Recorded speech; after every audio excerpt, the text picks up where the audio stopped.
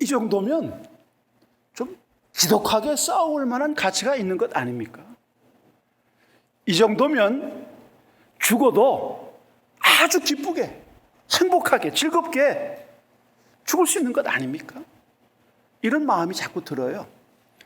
요한계시록 21장에 넘어와서 새로운 땅, 새로운 하늘을 보고 새 예루살렘을 보면서 와, 이 황홀한 세계, 나를 향한 이 황홀한 초대와 황홀한 약속들, 이것이 너무 마음에 감격과 확신을 주었어요. 그런데 22장 들어와서 1절부터 9절까지 말씀 보게 되면 야, 정말 인생은 믿음으로 살아볼 만한 충분한 가치가 있다. 나를 위한 이 위대한 보장, 이 엄청난 축복, 이 엄청난 배려와 나를 예배해 주신 이 엄청난 거룩한 성, 이것이 나의 것이라고 한다면 우리는 충분히 믿음으로 싸우고 도전하고 이겨야만 되는 책임을 갖게 되는 것이 아닌가. 죽음조차도, 고통과 슬픔조차도 그 고통 너머에 의미가 있다면, 그 슬픔에 의미가 있다면 이것조차도 참으로 아름다운 것이 아닌가. 나를 기다리고 있는 것들, 주님이 나를 위해서 준비해 놓은 것들, 내가 살아가면서 겪는 많은 아픔들과 난관과 고통과 사람들에게 말할 수 없는 그 쓰라린 눈물들조차도 주님이 이 모든 것들을 가장 아름다운 것으로 나에게 주시기 위해서 준비하고 있다면, 내 스스로 생각하는 이 비참한 삶조차도 비참함이 아니라 화려한 인생의 끝이 아닌가 하는 생각을 갖게 됩니다. 아메리칸 인디안 선교사였던 데이빗 브레이너는 이렇게 말했어요. 마지막 숨을 거두면서 하는 말이었어요. 나는 영원으로 들어갈 것이다. 근데 영혼을 생각하면 나는 언제나 기분이 좋아진다. 주님 만날 생각을 하면 기분이 좋아져. 여러분, 감리교 창시자였던 존 웨슬러와 요한 웨슬러의 찰스 웨슬러의 어머니였던 수잔나 웨슬러는 마지막 운명할 때 이렇게 말했습니다. 자녀들아, 내가 가고 나면 하나님께 찬양의 노래를 불러라. 죽음은 슬픔이 아니다. 나는 하나님의 나라에 입성하는 거야. 찬양의 노래를 불러다오라고 말했어요. 우리가 잘 알고 있는 미국의 19세기 위대한 전도자 D.L. 무디는 이렇게 말합니다. 죽음은 영광스럽다. 그리고 거기 느낌표가 달려 있습니다. 주님은 영광스럽다. 이 세상은 물러가고 천국이 열리고 있다. 하나님이 지금 나를 부르고 계신다. 이것이 그의 임종의 마지막 말이었습니다. 너무나 확실하고 분명한 요한계시록의 장을 거듭하면 거듭하고 막바지에 오면 올수록 확실한 이 약속의 말씀은 우리들로 하여금 무엇을 말해주느냐. 이 땅에서 당하는 잠시 동안의 환난과 핍박조차도 성도들이 이것을 기다림, 인내와 믿음으로 극복해 나갈 때에 정말 승리자 되시는 어린 양 예수님께서 우리를 위하여서 이 승리가 우리의 승리, 이 축복이 우리의 축복으로 만들어 줄 것이라고 하는 확신이 들어가게 된다는 겁니다. 내 안에 내 믿음의 영성에 황홀한 초대, 황홀한 보증, 황홀한 확신이 있다고 한다면 이 삶을 우리가 버겁고 힘들게 살아가지만은 않을 것이라는 것이죠. 결국 우리 인생에서 겪는 이 어려움은 한마디로 끝장을 냅니다.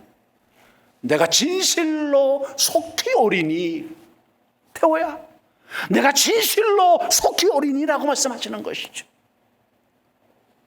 선교 현장에서 아파하고 힘들어할 때, 캠퍼스 사역에서 괴롭고 답답하고 갑갑할 때, 하나님의 뜻을 이 땅에 이루기 위해서 분투하고 노력하면서 이루어지지 않는 그 수많은 난관들 앞에 직면했을 때 주님은 말씀하여 내가 진실로 속히 오리니.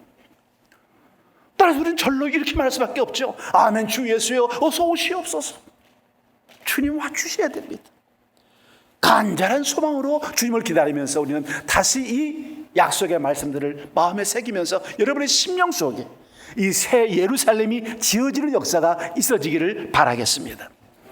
여러분, 새 예루살렘의 이 아름다움은 창세기의 에덴을 배경으로 하고 있어요. 창세기에서는 인간이 실패했습니다. 낙원이 상실돼 버렸어요. 그러나 여러분, 여기 요한계시록은 영광스러운 낙원의 회복으로서 끝을 맺고 있습니다. 새 예루살렘은 죄와 저주로부터 자유롭고 더 위대한 새로운 에덴을 만든 것이죠. 자, 그 실상을 봅니다. 여러분 1절 2절 말씀을 같이 읽어보겠습니다. 1절 2절입니다. 또 그가 수정같이 맑은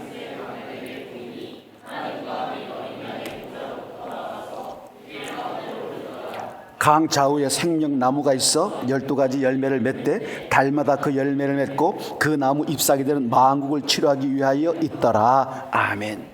아주 수정같이 맑은 생명수의 강이 하나님과 이 어린 양의 보좌로부터 이제 흘러나와서 흘러가는 것이죠. 이 강 양쪽에는요 뭐가 있습니까? 12가지의 과실을 맺는 생명나무가 자라고 있고요, 누구든지 원하는 사람은 그 과실을 마음껏 먹을 수가 있도록 되어 있는 것이죠. 주님이 우리를 위해서 영원한 음료와 영원한 양식을 마련해 놓으신 거예요. 이 말씀은 뭡니까? 먹고 하나님과 깊은 교제를 나누는 것을 의미합니다. 계절마다 하나님께서 끊임없이 우리의 모든 필요를 공급해 주신다는 의미를 담고 있어요. 여기 1절 말씀에 생명수의 강이라는 말이 나와요. 여러분, 이것은 창세기의 말씀을 배경으로 해요. 창세기 2장 10절부터 14절까지 말씀을 배경으로 하는데 에덴의 네 근원을 얘기하죠. 강이 에덴에서 흘러나와 동산을 적시고 거기서부터 갈라져 네 근원이 되었으니 첫째 이름은 비손이라 금이 있는 하월라 온 땅을 둘렀으며 그 땅의 금은 순금이요 그곳에는 베델리엄과 호마나도 있으며 둘째 강의 이름은 기온이라 구스 온 땅을 둘렀고 셋째 강의 이름은 히데겔이라 아수르 동쪽으로 흘렀으며 넷째 강은 유브라데라 라는 말씀을 통해서 이 에덴의 실패의 강이 생명수의 강으로 완전히 회복되었다. 인간에 임했던 모든 저주는 다 끝이 났고 하나님의 은혜의 강만 넘친다는 것이에요. 또 에스겔서 47장에 이어서 거룩한 성소에서 물이 넘쳐서 우리를 다 적셔주는 그 환상의 비유를 여기 말씀해 주죠. 생명수, 이 성전부터 시작된 이 생명수가 모든 항무지와 부패했던 모든 땅들을 완전히 적셔줘요. 그래서 수많은 열매들과 수많은 결실들을 맺는 강으로 만들어줘서 죽은 바다 사해를 소생시키는 환상을 여기 지금 22장 1절에서 다시 한번 확신시켜 주는 거예요. 그러니까 구약의 모든 예언의 말씀들이 이 요한계시록에서 완전히 성취되고 있음을, 하나님의 예언의 말씀은 하나도 흐트러지는 것이나 땅에 떨어지는 것이 없이 우리의 삶에 이루어진다는 것을 말씀해 주는 것이에요. 자, 하나님 자신이 생명의 근원이다라는 말씀을 우리에게 주시는 것이죠. 그래서 1절에서 생명수의 강이라고 나오는데 2절은 생명나무가 나와요.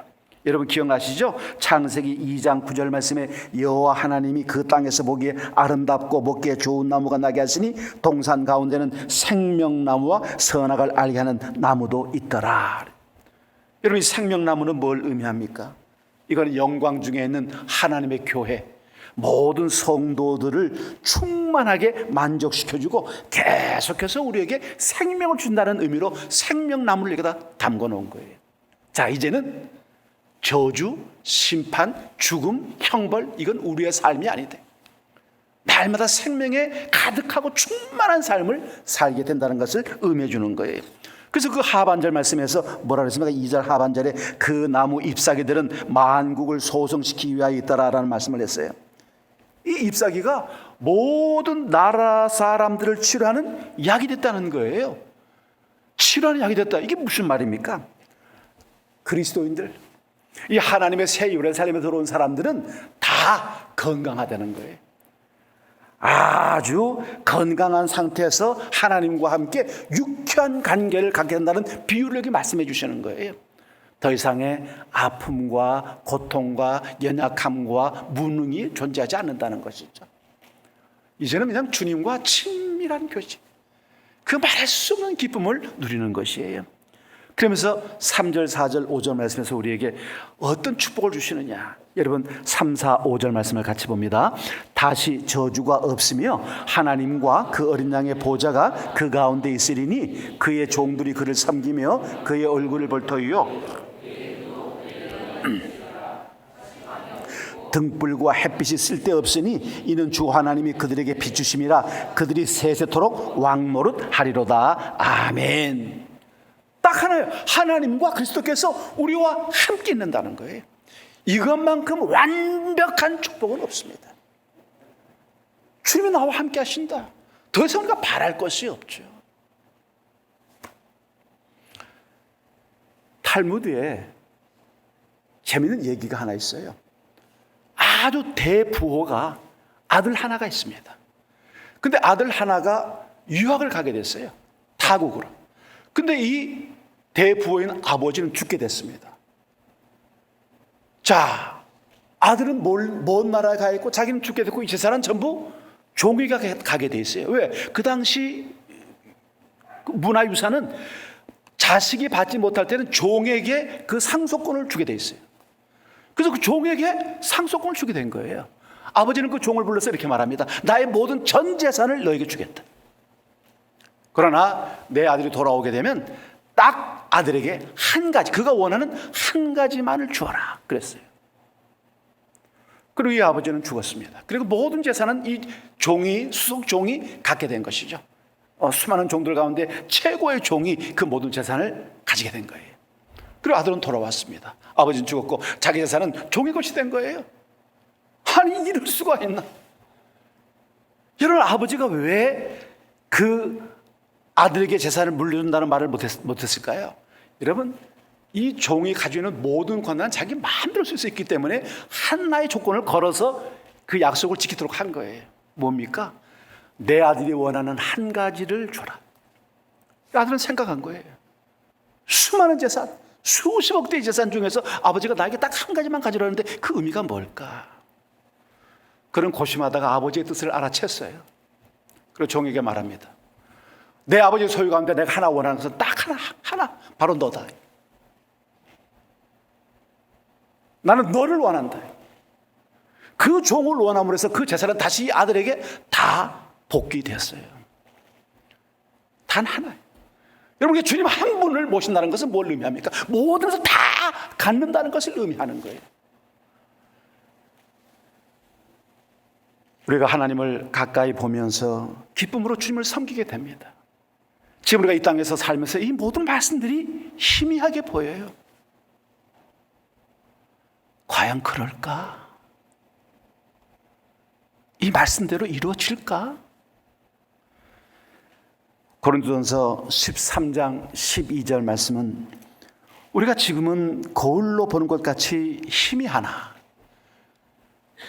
그때는 얼굴과 얼굴을 대하여 볼 것이요 지금은 내가 부분적으로 아나 그때는 주께서 나를 아신 것 같이 내가 온전히 알리라. 하나님의 사랑, 주님의 인재, 친밀함, 이런 것들이 완벽하지 않게 지금 그냥 거울을 보는 것처럼 희미해. 흔적을 알게나라. 이런 게 천국이겠구나. 우리가 소그룹을 하면서 이런 게 천국이겠구나. 믿는 사람들이 함께 모여 나누고 교제하고 섬기고 사랑하고 용납하고 이해하고 참고 축복해주고 이게 천국이겠다. 우리 교회가 이게 천국이겠다. 완벽하지 않지만 뭔가 이런 느낌. 그래, 그럼 마지막 이 때는요 확실하고 분명하게 알게 된다는 거예요. 여러분, 이게 얼마나 행복한 삶인지 한번 여러분 상상해 보시길 바랍니다. 전 설교를 준비하면서요 이걸 상상을 해봤어요. 이런 삶이 내 안에 여전히 내 안에 내 희망으로 남아있다고 한다면 삶의 태도가 바뀔 수밖에 없겠다는 생각을 갖게 되는 거예요. 4절에 하나님의 이름이 우리들의 이마에 기록된다라는 말씀은 뭐예요? 이마에 기록돼요. 이건 강한 확신입니다. 넌 변함없이 내 사람이야, 내 거야, 내 소유야, 내 자식이고 내 가족이야 라는 확신을 주시는 말씀이죠. 흔들릴 이유가 없어요. 왜 주님은 내 기도에 응답하시지 않는가? 왜 주님은 내 고통에 침묵하시는가? 왜 내 삶에 주님은 개입하지 않는가라고 걱정하지 마세요. 주님은 여전히 우리의 삶을 이끄시고 복되게 하시고 축복하시고 있는 것이죠. 흔들릴 이유가 없어요. 성령님께서 우리에게 인치신가? 성령의 인으로 하나님의 백성 되었던 그 확고부동한 성도를 끝까지 책임져서 천국으로 입성하시겠다는 성도의 이 견인이 우리에게 여전히 역사하고 있다는 사실을 믿으시기를 바랍니다. 여러분, 이건 우리에게 확신이에요. 이 땅을 살아가는 삶의 방식이 다른 것이죠. 여러분, 이 3절에서 5절 우리가 같이 읽어봤는데 A.T. 피어슨이요 이 부분을 아주 요약을 간단하게 했어요. 뭐라고 했냐? 여러분 3절 말씀에 다시 저주가 없으며 라는 말은 완전한 순결이다. 여기서는 아담과 하와로부터 시작된 이 부부간의 갈등으로 인한 죄로부터 시작해서 모든 시티즌, 모든 도시와 모든 문명 사이에 있었던 모든 갈등과 모든 전쟁과 모든 폭압들이 다 이 22장에서 완전히 끝나버렸다는 것이죠. 이제는 정죄도 없고 수치도 없고 심판도 없다는 거예요. 완전히 이 저주의 사이클은 완전히 종결되어 버렸다. 이제는 우리가 생명나무로 말미암아서 치유를 받는 삶을 산다는 거예요. 그 다음 말씀에 하나님과 그 어린 양의 보호자가 그 가운데 있으리니 어린 양의 보호자, 완전한 통치. 더 이상 우리는 하나님 외에는 어떤 지배도 받지 않는다. 하나님만이 우리의 통치자시다. 그의 종들이 그를 섬기며 완전한 봉사. 여긴 사실 봉사라는 말은, 섬기며라는 말은 예배한다는 뜻이거든요. 여러분 구원받은 성도들이 하나님과 늘 함께 예배하면서 그분을 높여면서 살아가는 삶을 얘기하는 거예요. 4절에서는 뭐예요? 그의 얼굴을 볼 터이요 완전한 교제를 맛보는 것이죠. 완전한 교제. 하나님과 우리가 얼굴을 맞대는 거예요. 그의 이름도 저의 이마에 있으리라. 완전한 기억, 완전한 소속을 말하는 것이죠. 5절에 다시 밤이 없겠고 완전한 축복입니다. 여러분 타시켄트에서 호텔에 들어가 있는데요, 하루에 2번씩은 꼭 정전이 돼요. 나라의 수도가 정전이 돼요. 깜깜해지잖아요. 아무것도 안 보여. 그건 뭐 오래 안 가는 정전인데도요 참 깝깝해요. 여러분 천국은 깝깝함이 없습니다. 등불이나 햇빛이 아닌 하나님 자신의 영광의 빛으로 우리를 충만하게 만들어 주시는 거예요. 저희가 세세토록 왕노릇하리로다. 완전한 영광을 보여주시죠. 이제 우리가 왕처럼 누굴 지배하고 군림한다는 의미가 아니에요. 왕처럼 지극히 존귀하고 영광스러운 삶을 누리게 된다는 것을 말하는 것입니다. 우리가 왕처럼 사는 것이죠. 구차스럽게 찌질하게 사는 삶이 아니에요. 이게 우리의 미래고 우리의 모습이고 우리의 현실이 된다는 거예요. 사랑하는 믿음의 가족 여러분, 힘내시고 화이팅 하시는 여러분 되시기를 바라겠습니다. 말씀의 확신이 내 삶의 고비 속에서 끝없이 내 뼈를 때리고 살을 움직여서 이게 믿음이다, 이게 확신이고 이게 우리의 미래라는 이 믿음으로 나가는 여러분 꼭 되시기를 바라겠어요. 정말 힘들고 어려울 때, 괴롭고 고통스러울 때, 정말 죽고 싶을 만큼 희망을 잃어버렸을 때 말씀 속으로 돌아가시고요, 이 구절을 꼭 읽어보세요. 다시 말씀을 찾아 헤매서 이 말씀을 찾아서 읽어보세요. 주님이 우리들에게 약속한 이 황홀한 초대를 생각하면서 오늘의 현실 속에서 발을 들고 일어난 여러분 꼭 되시기를 바라겠습니다. 여러분 6절부터 9절 말씀은 이제 마지막 경고와 함께 우리를 축복해 주시는 말씀이 담겨 있어요. 이 계시록의 마지막 결론은 창세기 1장과 아주 잘 대응하고 있어요. 창세기의 실패가 여기서 이제 완성과 회복으로 나타나고 있는 것이죠. 자, 우리 6절 말씀 같이 봅니다. 6절 같이 읽습니다. 또 그가 내게 말하기를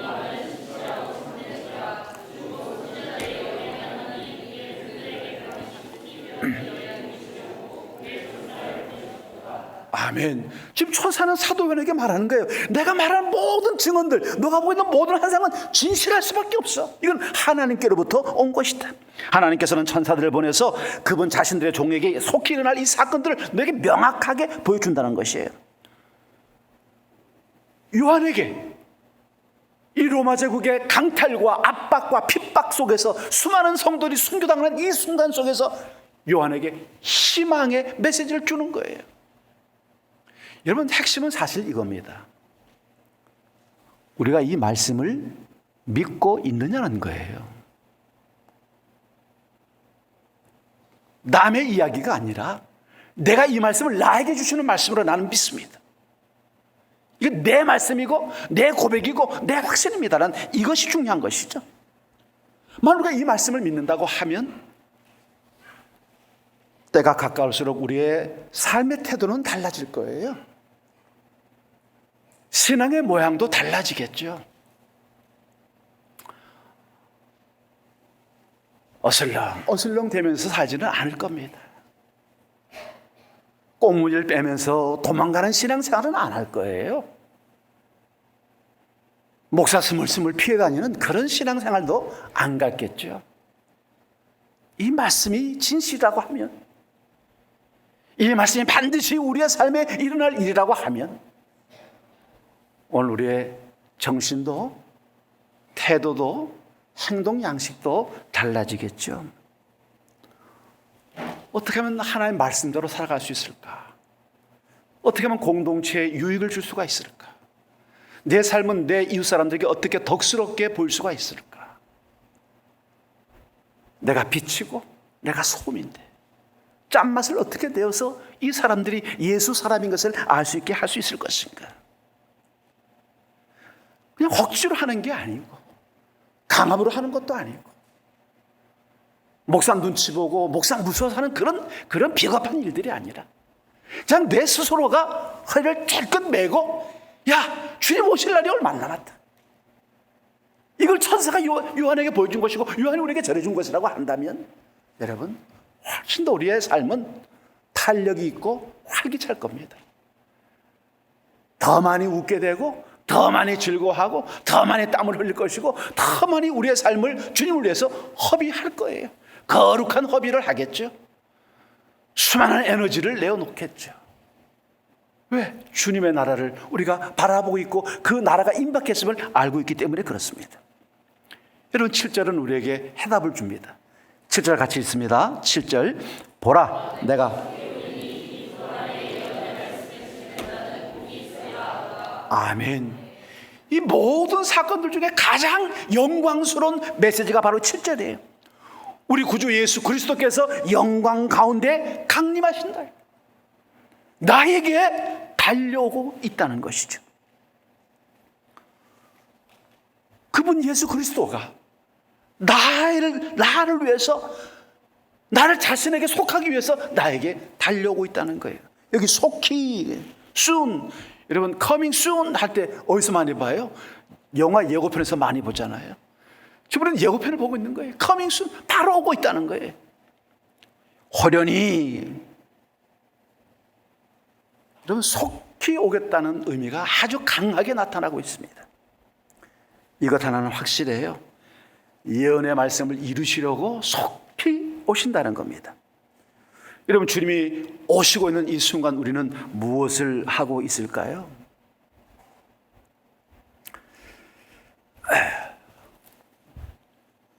우즈벡 잘 갔다 왔습니다. 가서 이틀 죽도록 아팠고요. 오기 전날 또 이틀 또 죽도록 아파가지고요. 그래도 감사하게 의사 하시는 우리 인천이사장 한도수 장로님이 계셔가지고 정말 내 평생에 처음 친히 의사한테 시술까지 받아가지고 간신히 목숨을 건졌습니다. 그리고 낸 결론이 이제 의욕을 내 안에서 죽여야 되겠다. 지금 이제 이번 주간 한 주간 잘 준비해서 다음 주간 대학 집회 토요일까지 집회입니다. 끝나고 나면 주일날 이제 마지막 요한계시록 설교하고 떡 같이 먹고 월요일날 이제 미국으로 또 가죠. 계속 이어서 이제 8월 중순까지는 집회가 계속 있습니다. 물론 제가 만든 집회는 아니에요. 저희 모임은 강사를 초청하지 않거나 초대하지 않으면 모임 대표도 갈 수 없습니다. 그 주관하는 부서에서 강사로 뽑아야 가는 거죠. 그래도 어떻든 좀 조절할 필요는 있겠다는 생각을 해요. 그런데 또 한 생각이 있어요. 그래 그냥 스물스물 이렇게 그냥 편하게 살다 늙어 죽는 것보다야 달아서 없어지는 게 낫지 않을까 하는 생각도 갖게 돼요. 아멘 주 예수의 옷이 없어서 전에 내가 속히 가리니 이게 저를 자극하는 것이죠. 제 주변에 저를 사랑하는 사람들이 항상 저에게 말하는 게 뭡니까?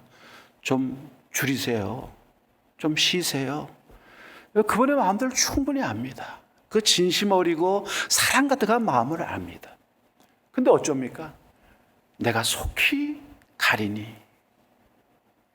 여러분, 오늘 이 속히 가리니라는 말씀, 여러분의 삶을 충동하는 메시지가 되기를 바라겠습니다. 오늘 우리는 변함없이 그래서 충성할 수밖에 없어요. 여러분, 빌라델피아 교회처럼 충성해야 되죠. 2장 3장에서 나오는 7교회 가운데 가장 유일하게 하나님의 지탄을 받지 않았던 이 교회의 특징이 뭡니까? 요한계시록 3장 10절 12절 말씀 봅니다. 너가 나의 인내의 말씀을 지켰은즉 내가 또한 너를 지켜 시험의 때를 면하게 하리니 이는 장차 온 세상에 임하여 땅에 거하는 자들을 시험할 때라. 내가 속히 오리니, 내가 속히 오리니 너가 가진 것을 굳게 잡아 아무도 내 멸류관을 빼앗지 못하게 하라. 여러분, 빌라델피아 교회는 열정 가득한 인내로서 말씀을 따라 살았어요. 이제 곧 찾아올 시련의 때에 모든 사람들이 남녀노소를 만나라고 다 시험을 받을 그때에도 주님은 믿음의 삶의 태도를 지킨 이 빌라델피아 교회를 안전하게 지켜주실 것이라고 말씀했습니다. 오늘 우리가 이 다시 오실 주님을 바라보면서 어떤 삶을 살아야 할 것인가, 삶의 태도를 결정짓는 것이 요한계시록의 이 결론과 아주 밀접하게 관계되어 있다는 것이죠. 우리도 끈기 있게 참아내야 되고 하나님을 섬기는데 최선을 다해야 한다는 것이에요. 바로 지금부터. 그러면 주님은 우리를 확실하게 지켜주시고 끝까지 지켜주셔. 겁먹지 말라, 내가 너와 함께한다고 말씀하시는 거예요. 여러분, 미국의 39대 대통령이었던 지미 카터는 이렇게 말했어요. 우리는 마치 그리스도께서 오늘 오후에 오실 것처럼 살아야 된다. 주님이 오늘 오후에 오신다는 그런 생각을 가지고 하루를 시작해야 된다고 말씀을 한 것입니다.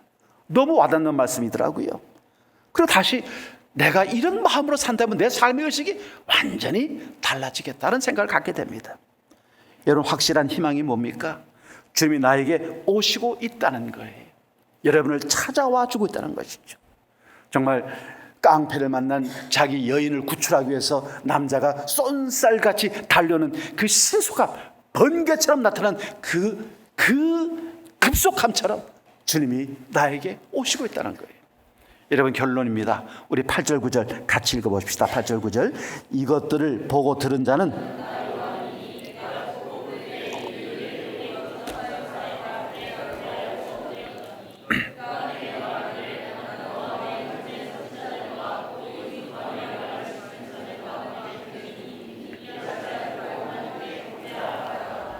사도 요한이 이 모든 환상의 말씀을 들었을 때 너무 황홀한 것 때문에 압도당해서 천사에게 절을 했는지 모르겠어요.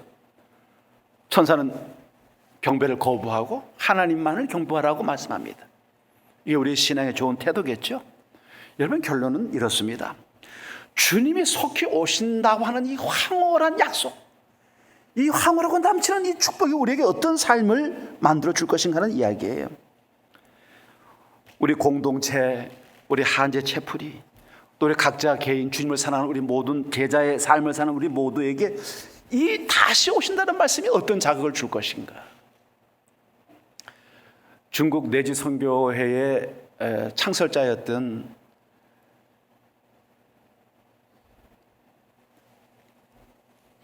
허디슨 테일러는 이렇게 말했습니다. 주님이 곧 오신다면 그것은 선교에 더 많은 노력을 기울이도록 자극하는 대단히 실제적인 동기가 되지 않는가. 나는 이 사실보다 나를 더 자극하는 것을 다른 동기를 갖고 있지 않다. 주님이 속히 오신다고 하면 가장 긴급한 교회 공동체, 예배 공동체의 사명은 무엇인가? 그것은 선교다. 여러분, 예언의 말씀을 믿는 이 성경적인 삶을 추구하는 우리 식구들에게 이 성경적인 삶은 뭐하고 가장 밀접되냐면 선교적인 종말론과 밀접하게 관계가 되어 있습니다. 하나님의 말씀의 삶을 사는 사람들은 종말론적 삶을 가질 수밖에 없어요. 그런데 이 종말론적인 삶의 앞에 무슨 수식어가 뭐냐면 선교적인 종말론입니다. 땅끝까지 말씀을 전하고 제자를 삼아야 되는 이 삶이 바로 성경적인 삶의 마지막 끝부분, 마침표라는 이야기입니다. 왕 같은 제사장의 삶을 살아내고 있는 사랑하는 여러분들, 정말 영혼에 대한 간절함, 한 영혼에 대한 애착이 얼마나 중요합니까? 이번에 우즈벡을 갔다 가서 참 감동을 받은 것이 여러분 30살 먹은 간사가 JDM 최초로 알지 못하는 동토의 땅 우즈벡으로 파송을 받습니다.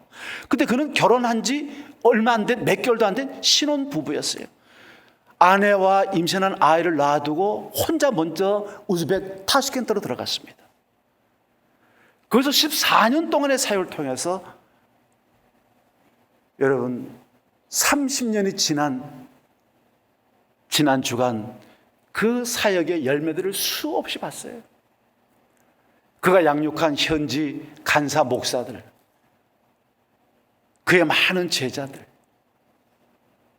그가 건축해 놓은 비전 센터와 그의 처음 나지지다 교회들, 그가 인맥을 가지고 선교에 동참했던 선교 공동체의 수많은 선교사들, 30살 먹은 선교사의 희생과 헌신과 눈물과 캠퍼스 사역에 대한 그 비전과 열정이 30년, 선교 30년이 지난 오늘 수많은 생명의 열매들을 우리는 그 땅에서 보고 그 땅을 넘어서 러시아까지 간 그 제자들의 모습을 보게 된 겁니다. 여러분, 오늘 우리는 한제첩은 그것을 위해서 존재하는 겁니다. 우리가 여기서 이 교회가 싸구려 은혜를 제공하고 안일하고 편안한 예배를 제공하고 어떤 프로그램도 없는 아주 나태한 삶을 제공하기 위해서 이 한제체플이 존재하는 것은 아닙니다.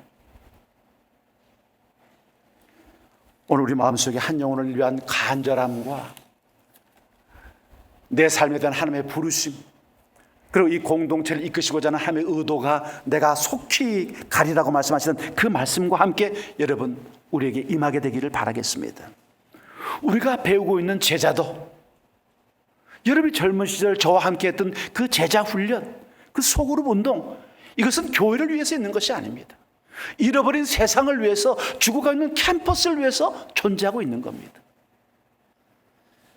주님이 다시 오신다는 사실은 주님의 인재를 누리는 사람들에게는 얼마나 큰 축복이 되는지 모릅니다. 황홀한 확신 가운데 이 땅에서 치열한 삶을 살아내는 우리 모두가 되기를 주님의 이름으로 바라겠습니다. 영광의 새 예루살렘을 약속하신 주님, 미련하고 연약한 저희들에게 이처럼 아름답고 영광스러운 새 예루살렘을 주신 것을 감사합니다. 수많은 약속과 수많은 축복들과 수많은 확신과 수많은 기약들을 만들어 주심을 감사합니다.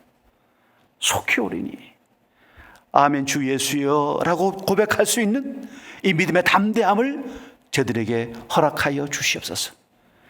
지금 오늘 이 삶이 나의 최선이 아님을 고백하고 주여 나에게 힘을 주시옵소서. 나의 무력한 마음을 힘을 더해 주시고 나의 연약한 마음에 강함을 주시고 나의 나약해진 마음을 대담하게 해주시고 나의 비겁한 마음을 용기롭게 만들어 주시기를 원하는 기도가 우리 속에 있게 하여 주시기를 원합니다. 주여 저희들을 도와 주시옵소서. 예수 그리스도 이름으로 기도합니다. 아멘.